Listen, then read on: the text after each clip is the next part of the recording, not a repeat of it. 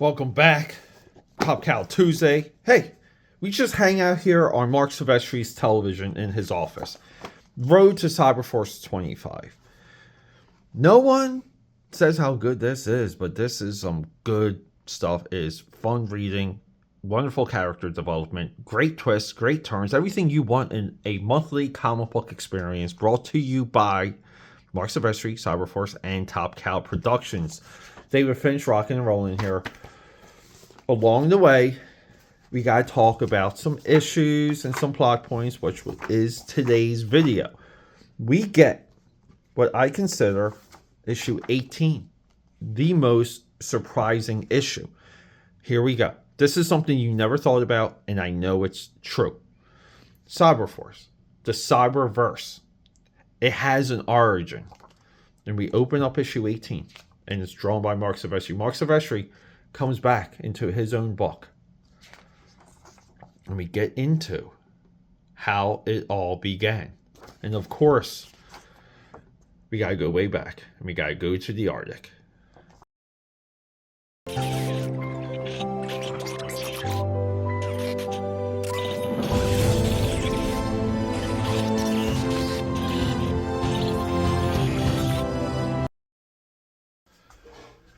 And it's time again for Top Cow Tuesday. If you're watching this, it's gotta be Tuesday. Guys, Peter A. DeLuca here, aka Pad69. This channel, this feed, this content drip. This is the center of 90s comics. We do 2 weekly shows. They're amazing, I gotta say. We put in a lot of effort, even a lot of research. We spend a lot of money, we get the material. Top Cow Tuesdays and Wildstorm Wednesdays. We're still in the period where the two companies are intersecting because both of them, at this time, Wildcats and Cyberforce, the 2 flagship titles, are transitioning away from their original pencilers, co-creators, artists / visionaries. Mark Silvestri for Cyberforce is transitioning into David Finch, and Jim Lee for Wildcats is transitioning into Travis Sherrish. So where the two of them echo one another. So we're going to be marching towards Cyberforce 25. We have 3 amazing issues here. The villains of the Cyberforce universe, aka the Cyberverse, Cyberdata. How many times can we say cyber in one Top Cow Tuesday video? Cyberdata has been there from the very start. And here we go. We get this flashback. I just going from memory. I believe it was issue 19. 19 has this Mark Silvestri illustrated flashback. And it's so brilliant that Silvestri came in at this time because this is David Finch's time to shine. But Mark Silvestri comes into pencil essentially what is the origin, the ground zero moment of the Cyberforce, of everything that leads into the Cyberverse universe. It's amazing. And we get this Cyberdata Civil War. It's actually split. It's awesome. It's always cool when the Empire and Star Wars fight now, like Dark Empire, when Empire Civil War, or a Cobra from G.I. Joe Civil War. We like, I think even right now, right? Isn't Skybound with Transformers doing a Decepticon Civil War? It's amazing when we see the bad guys at each other's throats. But this is, these 3 issues is another expanding moment of the Cyberverse. I'm just having trouble saying it at this point. We get further and further like out of this world, and we see more and more. When we compare it to the original 4-issue miniseries that essentially was a lot of back alley racing. I'd like to say a lot of things happening in back alleys, a lot of fight scenes in quick motion, back alley racing, which is somewhat of a 90s comic book trope at this time anyway. We still get some of that too. So guys, let's hit the drawing table. These are very important issues, and it has at this point, my absolute favorite Cyberforce moment, which is that issue 19 drawn by Mark Silvestri. Guys, it's Top Cow Tuesday. You can only get it here. And before we hit that drawing table, help me out here. A a little comment. Let me know you're out there. What do you think? Rock and roll. Let's go. Before we get back to that drawing table, get that out of the way. White Lotus has this coffee mate. It's Thai iced coffee. Don't mind my Christmas tree. This is like my second tree. That's coming down. I wanted to just say, because we talk about these at the drawing table, this creamer Thai iced coffee is phenomenal. It's incredible. You guys need this. All right, bye. What's up, my top cowers? I was struggling to come up with something. I had to top off my coffee. Look, AKAPADers. We spend so much time together. I think I'm going to get a little better with just sharing things with you guys, like outside the live streams. I just want you guys hanging out with me all the time, and thank you for validating some of this, because so many of you enjoy Top Cal Tuesdays and Wildstorm Wednesdays, and by validating too, it's the encouragement that I'm doing something, I'm contributing, and it gives me a reason to use my disposable income with everything you see here. We have 4 stacks. I have another stack of Cyber Force behind me. But this is what I need to get the idea out. What are we discussing with late teen, early 20 issues of Cyber Force? So I'm just going to put some of these in order real quick. See, we have 14 through 25. We're doing the big march to 25. 25 really is, and see, we have this character here. This character is going to premiere. Like, this character's, but we really, Anthony Chun does, like, Anthony Chun comes in during and after David Mack. But, oh my god, look at that amazing Mark Silvestri spread here. But Cyber Force really was losing cabin pressure at this time. Just as a title, momentum-wise, overall. See, like, even on this spread cover here, we have this, like, floating city. That's a part of the Civil War I spoke about earlier. I mean, I love these silhouettes. I don't know why. Usually, I'll be like, you have to draw these you have to draw this. But the spaces between the guys just work so freaking well. But yeah, Cyber Force 25. So this somewhat, not entirely, somewhat overlaps with codename Strike Force, mostly because our top guy, Striker, right? Striker and Striker. Cyber Force, codename Strike Force.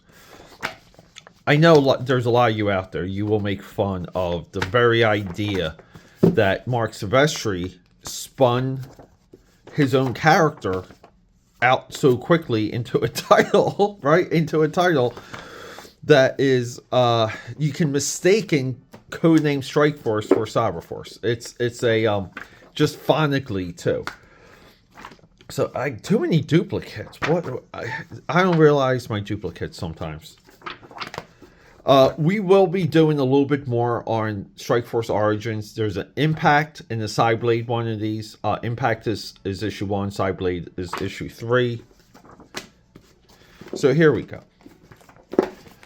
So previously on Top Cal Tuesday, we wrapped up codename Strike Force all the way to, I believe it was issue 12. Right? We did issue 12. Yep. We did the Michael Turner. So, what is this? We get to issue 13. We get to issue 14. The series ends here with a amazing Michael Turner cover. I don't know why. I love the green lettering. I love the purple. It just pops. It's amazing. Codename Strike Force wraps up in Cyber Force, Codename Strike Force, Opposing Forces, issues 1 and 2. So, mental note. Take that as a mental note. When it comes to Cyber Force, we're leapfrogging a little bit of Cyberforce. And I don't like doing it, but I don't want to do back-to-back codename Strikeforce. This is where the producer, like, you have to wear the producer hat. There's scheduling. Like, what's the rollout of what you're doing? How do we communicate that? How do we get the idea? How do we hit the idea home? We need to get Cyberforce in order here. Zero. So upcoming. I always forget this guy's name. Moriata Hayata. Oh, I forget this guy's name. So this is Cyberforce. He's the guy. These are the brain chips that's implanted in everyone. This is essentially alien technology that they reverse engineered. I keep saying Cyberforce. It's cyber data. Cyber data creates Cyberforce. Codename Strikeforce is a spinoff of Cyberforce. That right there, I think, is one of the reasons why Cyberforce didn't catch on. But we have cyber data here. These guys are evil. You don't like them. You're not supposed to like them, but they kind of have a split. So I spoke about that in the intro. The split that they have is so much fun. It's amazingly interesting. Cyberforce Zero is important because it does establish relationships. It even puts Warblade. Warblade is essentially from the Cyberforce universe. We know him in Wildcats from Wildstorm Wednesdays. That's the overlap I was referencing. But we get a little bit of the workings of the company and just kind of like how dangerous the company really is. And Stryker here, he nukes them. But they keep going. Nukes them twice, actually. Nukes them 3 times, actually. He just keeps nuking them, right? Cyber data is really the overarching villain. But we're going to have a split. And that split, we almost have like an alien creature of destiny. And we have this like unstoppable force. And that's kind of 23-25. But, you know, like we know Cyberforce, it comes in through the miniseries. We detailed Killer Instinct. Wow, we're really out of order here. Here's the miniseries. The miniseries is great because it kind of hints on this relationship between... let's get into it. The relationship of Ballistic and Velocity. See, like, this is essentially Ballistic. That's Velocity. And their mother, Mother May I. Their mother is the villain of the first 4 issues. And we're introduced to really good characters like Killjoy. Killjoy coming up is phenomenal. They do so many interesting things. Buzzsaw here, he also has 4 arms. So Buzzsaw is revealed in Stryker Origins. See, we see him here. These 2 guys were soldiers. And they're kind of, they're, like, I don't want to call them brother and sister, but they're dynamic opposites. Which is wild, because it is set up here. And see, we see the 2 of them, they actually team up for a little bit. And we got Ballistic here. Ballistic just flows through the series. Even though Ballistic is constantly in team shots of Cyberforce, Ballistic is a satellite character. Which is, again, amazing, awesome. But we establish just what it's like the idea of the world, where we're still like back alley, we're still dark, right? We're gritty. We even have Pitt in this issue. Pitt just gets completely wrecked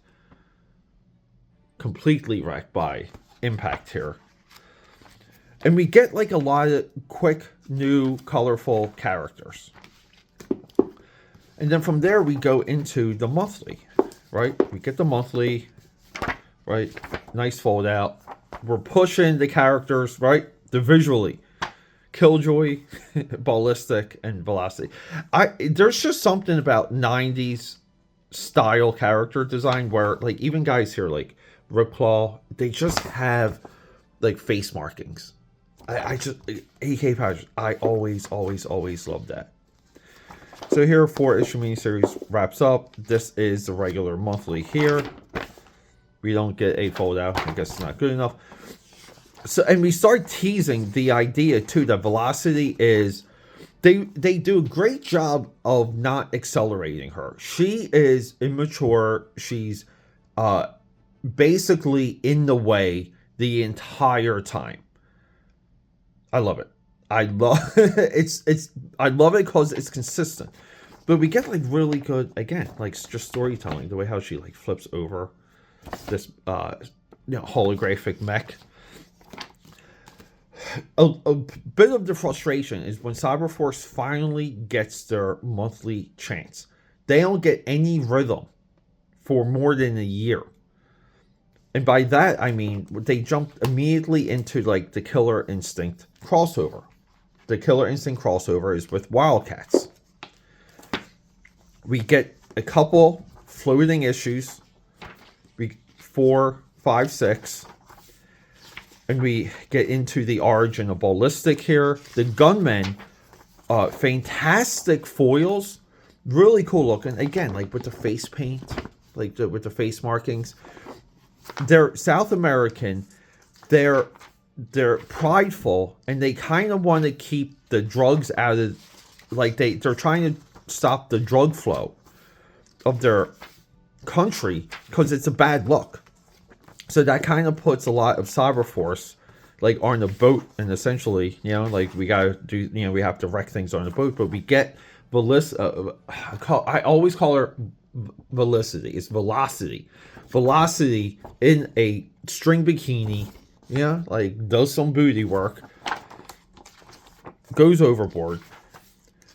But this is kind of where the team breaks up. We just learn more and more about every single character. We learn how really Ballistic just floats through the plot. She's almost like an avatar. Like wherever Ballistic is, she's moving the plot forward. Upcoming, we're going to see that tracking down Ballistic for information gets the plot going. But we have Killjoy here. We have one of our, this is supposedly the master of cyber data. But again, we're trying to get traction. So we have the villainy of Mind Game. And we wrap up Cyberforce. They get 3 issues to themselves. We even do things too, like we establish how truly deadly Killjoy really is. Killjoy is like the Flash. She moves so freaking quick.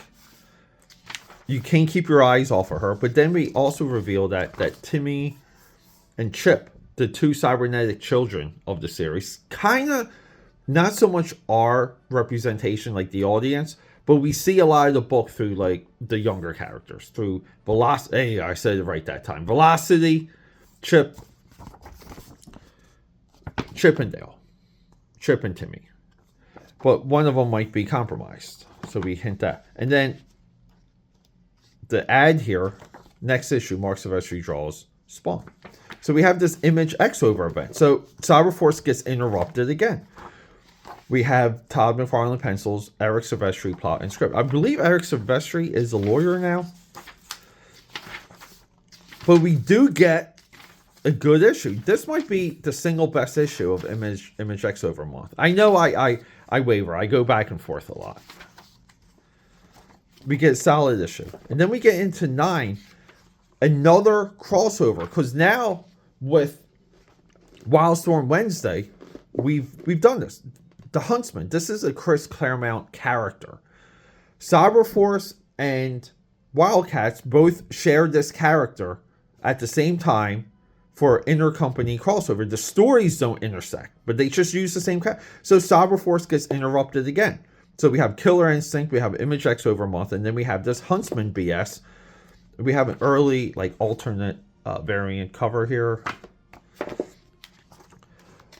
Some of this, and these are written by Chris Claremont. This is like big news, right? This is like, we sell the book. Codename Strike Force, writings on the wall, winding down. They start to position Ripclaw as the next solo character. And then we get into the dirt. So let's talk dirty. I'm doing my very best. We just have a lot of issues. 11, 12, 13. 11, 12, 13. This is where we get, like, we still have, like, even in issue 11, we still have the Huntsman floating around. He was only supposed to be in 2 issues. But we get into, and we see how the characters are, they're like covered in chrome and it's all liquidy. Very Matrix, right? Like, we saw this imagery in the Wachowskis' Matrix. What's happening here? Clear Michael Turner face there too, by the way, guys. These issues establish 2 things. They establish Cyberforce as I'd like to phrase it, of the mind. We have a couple of these alien characters.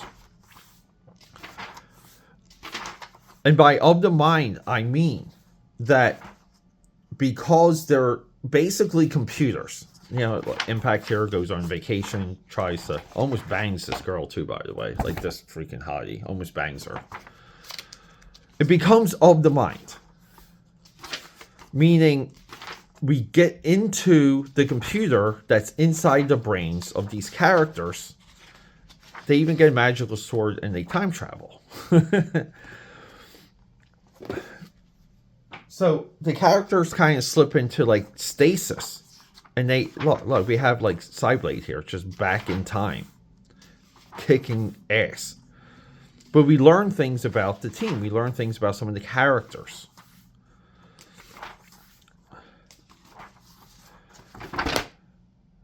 I mean, come on, guys. Impact's friend gets nuked. He comes back. He doesn't die. We get a little bit further into the mind games. And we get so many similarities with the Matrix. With those issues. Because Cyblade's about to die. And they have to kind of get her out. And they can't get her out by physically pulling her out. You know, like they get 2 programs talking, as we see here. So she's still back in time. We need Cyblade back. You kind of will say, as a monthly read at this time, this slows down the book, and I do agree with that observation. Even here, like randomly in this issue, we have like parts 1, 2, and 3, but it's broken up to the point where we really follow. It's like, we start, we stop, we follow part 1, we follow, like, we break it up. And it's purposeful. But we kind of see what Cyberforce is capable of just as a title. These guys can, they can fight in the streets, literally in the back dark alleys, or they can fight inside the computer. That's, I mean, Wildcats doesn't split the title like that, to where when you pick up, like, let's just say you skipped a couple issues and you just happen to buy issue 21. Like, you don't know, this could be happening in the real world, this could be happening inside Cyberdata, essentially. So it's significant because it puts the readers on their toes. So we're at 15, 16, and 17. 15 here, our girl with the magic sword comes back into, can we get Cyblade back into the real world? And we see like how they're jacking into the teddy bear. They're trying to figure out what to do. And then this is where I don't like doing this. Sorry, I'm late. Stryker shows up. To be continued in Opposing Forces on sale soon. So we go from issue 15 and we get these 2, and then we're off to 16. We've already done, as you can tell, we've done 16 on this channel. We highlighted 16 because 16 is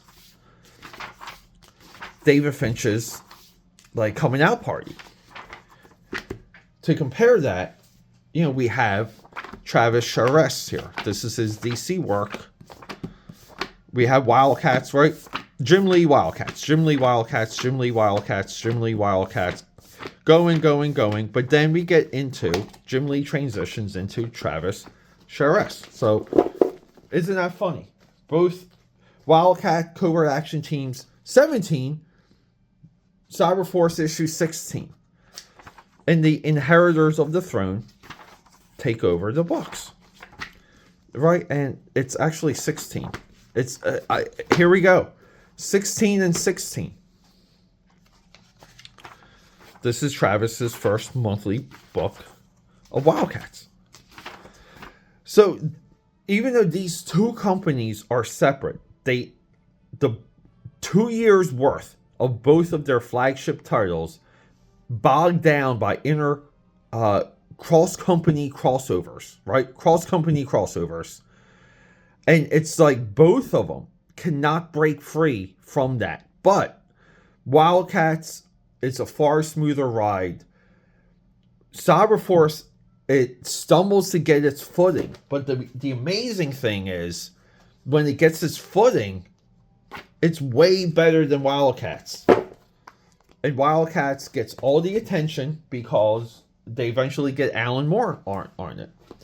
But we get guys like here, Brian Haberlin.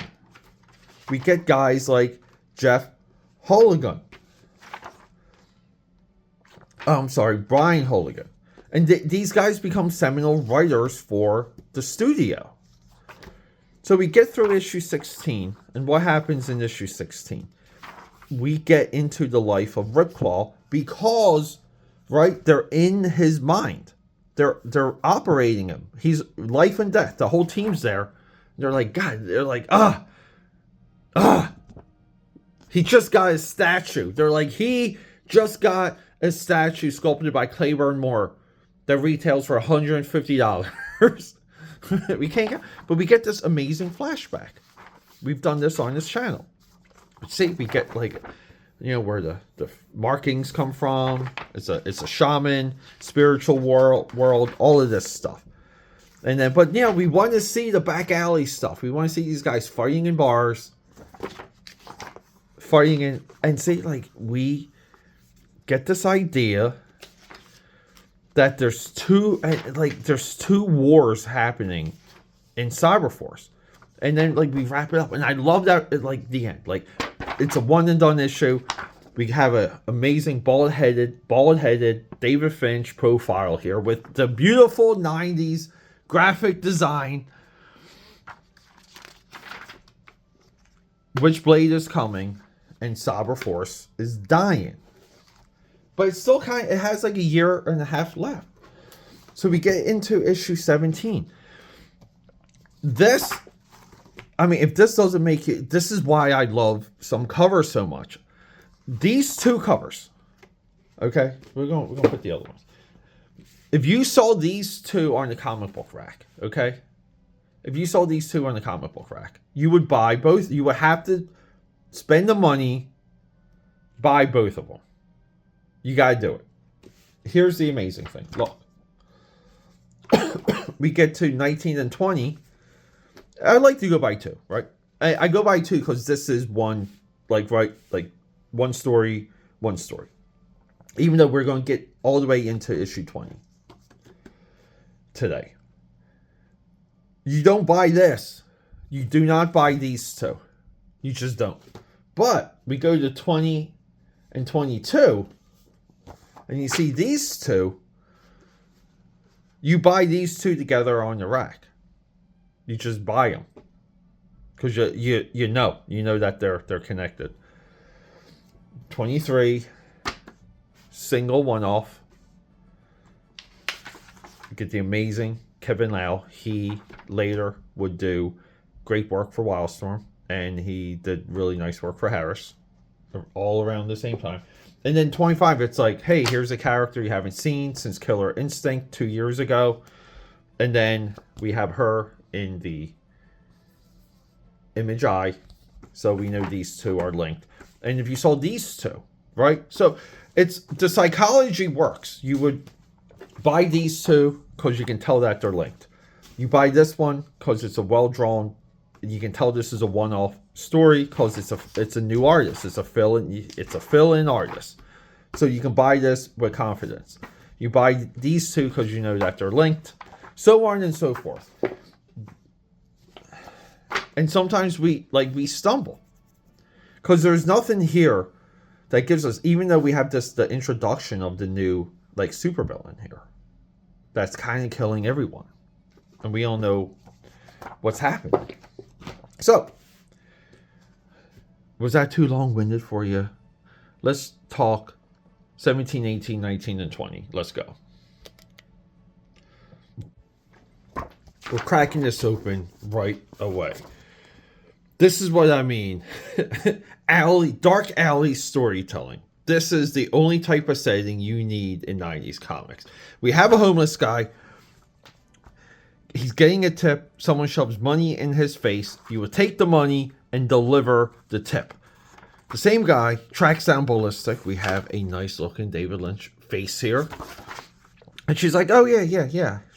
It must be Stryker. He's like, yeah, the guy has 3 arms. How does he keep his balance?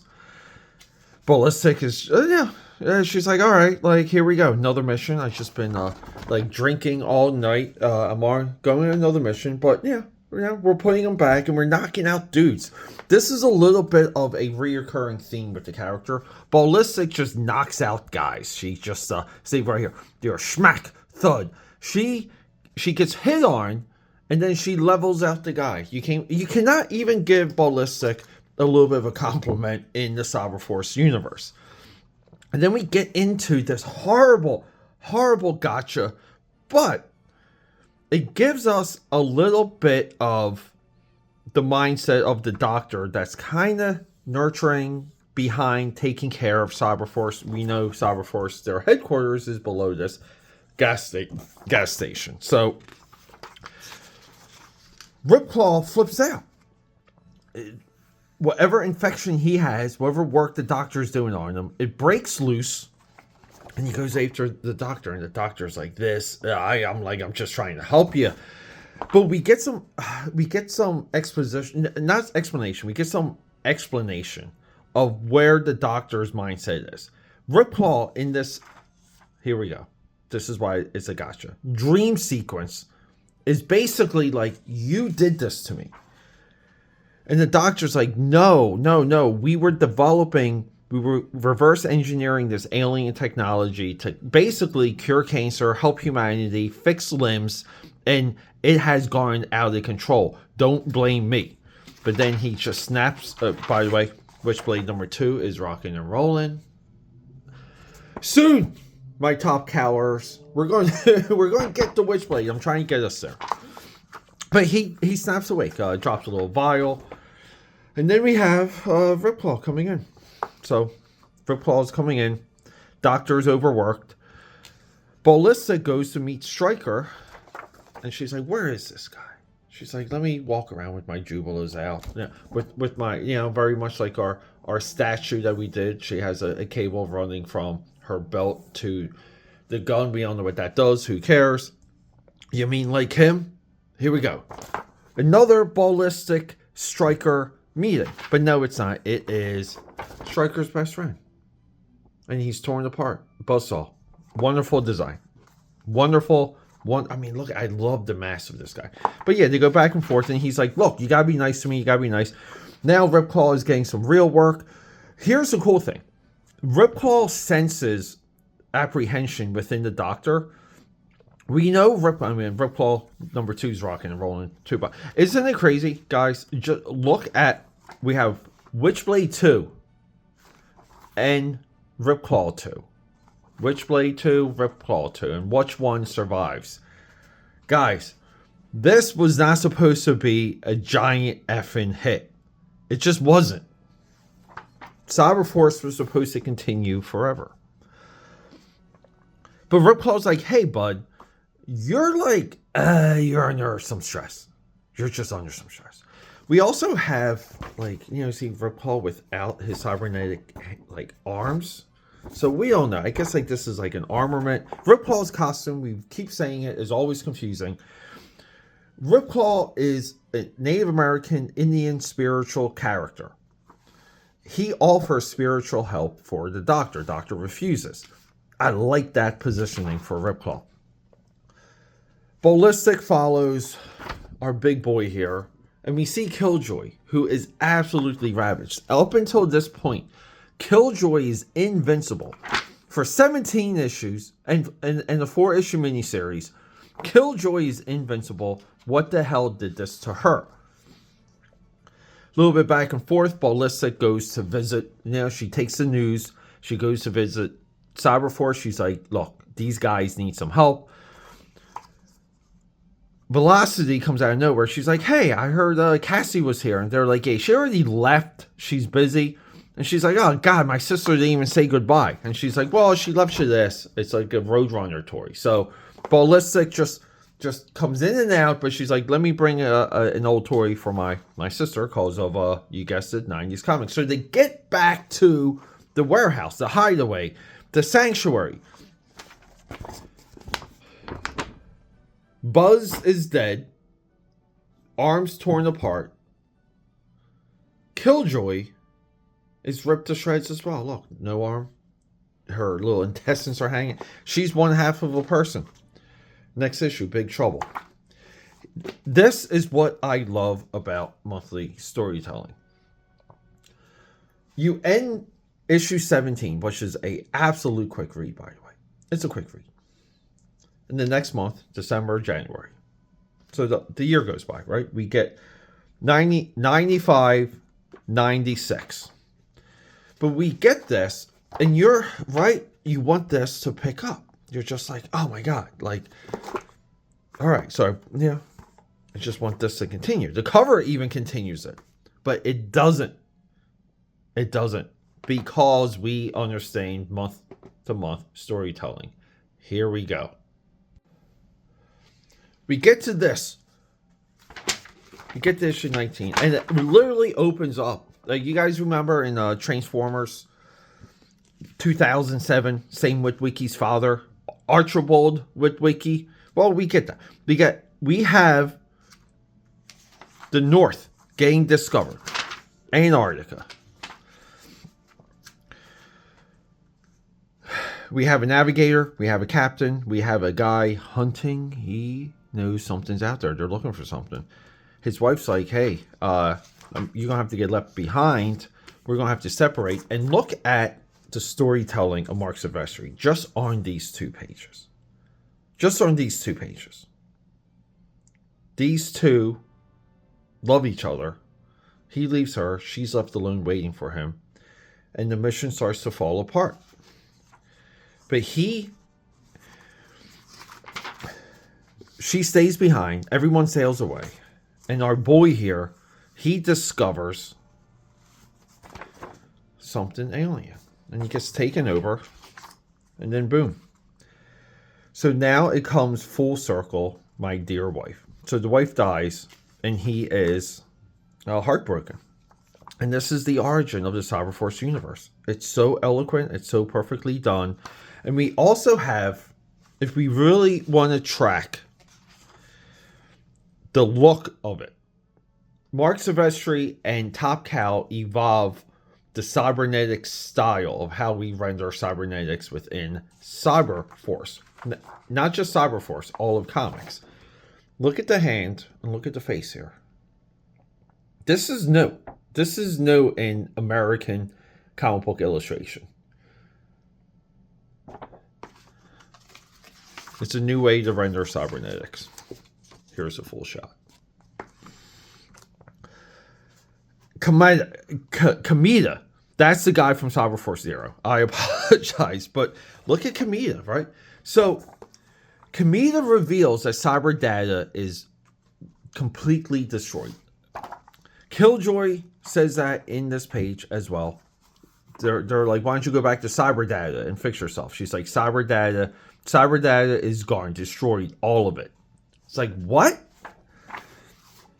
And Kamita's running it.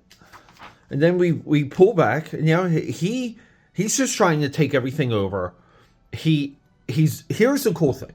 He's already looking beyond Cyberforce. He's like, whatever this was, man, like we were just messing around.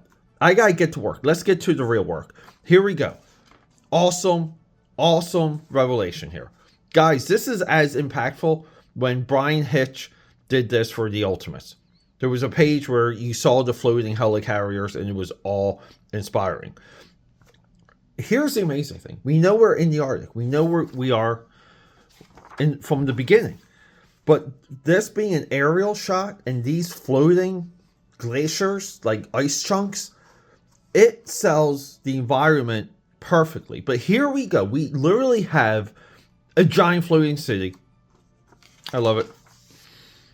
We're back at the gas station. We are trying to fix Killjoy.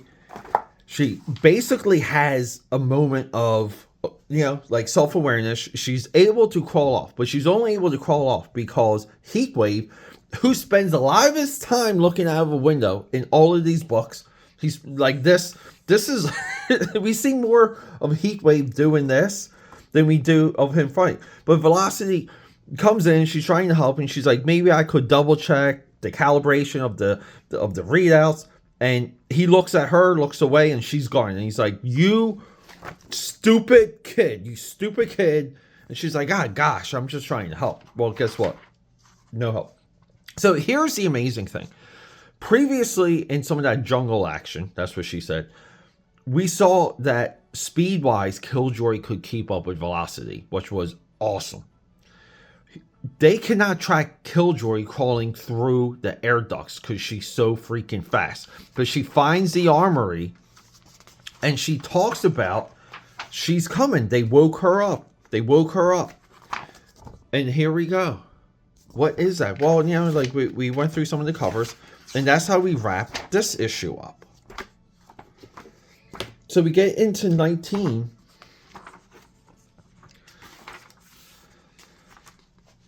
We get a resolution with Killjoy. She found the gun. She jumps out of the air duct. But, she immediately goes limp. The doctor's like, hey, maybe we have something for her. If I can find some skin through all of these cybernetics, which I absolutely love. And we get into a little bit of exposition, a little bit of discovery. I agree. I think it's high time we found out. I would like you two to go check out Killjoy's story. See if cyber data really has been destroyed. So we get there, and then we have, right, the Tiger Girl. She's just stalking them. And guys, I love this. This is great biotech, by the way. Great biotech design. Dare I say, was this character inspired by the movie Species? I get a lot of that. From here. Let me get a couple more. A little bit more character revelations, character reveal. We have a nice Aliens shout out, which was on everyone's VCR at this time. Cyblade is now becoming a surrogate sister of Velocity. Eavesdropper here, because we get a lot of this too. A lot of people hang around door frames in the Top Cow universe. Ballistic ain't, well, I guess you don't need my help, sis. So, little bit of heat there, a little bit of jealousy. Ballistic, Striker, they go to the cyber data. They have some leftover shocks. They take care of the shocks. But guys, this is some nice gun design here. I mean, and look, I like this. Like, well, I don't know what these are. I'd love that. Like here, the mechanical. Yeah, I just like it. So, yeah. So they fight a lot of the leftover people, even though we were told that everything was cleaned out, by the way. And then we get another gotcha. So we get a lot of gotchas now. We think we're back in time. I thought, when I was reading this, I'm thinking we're back in time, but it's actually Impact and blah, blah, blah. We're playing playing a video game in the VR mode. And then our check tracks our boys down. I love it where she just knows where the control panel is, hidden in the tree. We get, couple guards show up. Yes, how strange, she thinks. How amusing, because she just lops off their heads. I love it. And we have a little bit of a revelation with Chip. Chip's a little bit more confident. Maybe he's a little bit different. Something wrong with him? We all know. We don't know. The Doctor. It transmits dark emotions, flooding its victim's psyche with black inhuman visions. Painful, agonizing nightmares. That must be what unhinged Killjoy. If it wasn't her brain box, I doubt she would have survived at all. God help us if that's coming after us. So they're able to see inside of Killjoy's mind. And they see absolute fear. And then we start to kind of unlock things. So this is where, and then, you know, long story short, we get back to the heart, to the core of cyber data, and our boy's here. He's not dead. So we were told he was dead in the beginning of 18. When we get to here, it's like, bring me back. I want his head. I want to know he's dead. They're like, well, we were told he was dead. And you know, that's just the way it always goes. Welcome, my children. I have been expecting you. So we have the cyber data civil war, cyber forces being hunted, and you know, we get into issue 2, and Ripclaw does his counter stalking. He encounters the girl, and she makes quick work of him. We get a naked ballistic in the next issue. We get some wonderful, wonderful coloring for the cityscape. So we're going to try and do 20 to 25 next, but you know, I'm previewing what's coming up. Yeah, but we get this nice battle, and Ripclaw kind of gets. So this is really cool. As he's fighting this girl, and this goes into those earlier issues. This goes into that time travel, those two, 3 time travel issues, where when Ripclaw's fighting the cybernetic babe here, she's like in his mind as much as she's like fighting him physically. Like he has shots of pain and strife and confusion while combating her, and it's awesome because a lot of times previously Ripclaw would fight, he would almost be like spiritual, but he's not. You know, like she's of the mind, of the body, like perfectly, and she compromises him. So we get some cool stuff, and we get some revelations that pay off from earlier, from like a year ago. And that's just, you know, we do leave Ripclaw, but we do have some amazing David Finch. I mean, the triangulation here is perfect symmetry. I love the pose for Velocity too, by the way. Yeah, guys, it's going to be fun. So, and look, see, they're previewing her next issue. Something wicked comes this way. They actually form, through all of this, they formed this villain, this hunter for Cyberforce that you're pretty much afraid of. I mean, it's wrestling psychology. The babe goes right through Ripclaw. And he's like, well, if the babe goes through Ripclaw that easily, what hope does any of these characters have? 21, 22. So the next Cyberforce episode will be 20, 21, and 22. And then we have a one-shot, 23, and then it's going to be 24 and 25. And the rest of the series at this point, the last 10 months, we might just do a speed round through that, but I'll let that video go for as long as we can. Maybe within the next month, we'll overlap between this. We'll have one last video of Codename Strike Force, and then we can get into the Witchblade verse. Because, yeah, I have a feeling that's what you guys really want to see. If you're still with me, let me know in the comments. We got a lot happening, guys. This is work, but it's fun. I mean, look, see, what do we call this? What do we call that? What type of armament is this? Because I love it.